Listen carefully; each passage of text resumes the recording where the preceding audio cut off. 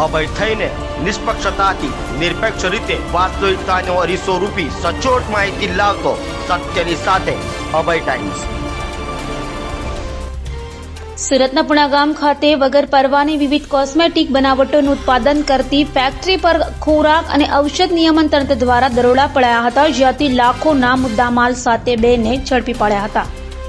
ખોરાક અને ઔષધ નિયમન તંત્રના કમિશનર ડોક્ટર H.G. કોશિયાએ જણાવ્યું હતું કે રાજ્યના નાગરિકોને જીવન જરૂરી દવાઓ તથા કોસ્મેટિક સામાન શુદ્ધ ગુણવત્તાયુક્ત મળી રહે તે માટે રાજ્ય સરકાર દ્વારા સતત મોનિટરિંગ કરવામાં આવ્યું છે, જેના ભાગરૂપે સુરતના પુણાગામ ખાતે વગર પરવાની વિવિધ કોસ્મેટિક બનાવટોનું ઉત્પાદન કરતી ફેક્ટરી પકડી પાડીને તંત્ર દ્વારા શંકાસ્પદ કોસ્મેટિક બનાવટના કુલ 9 નમૂના લઈ ચકાસણી માટે મોકલી અપાયા છે અને 23.70 લાખનો બનાવટી કોસ્મેટિકનો મુદ્દામાલ જપ્ત કરાયો છે।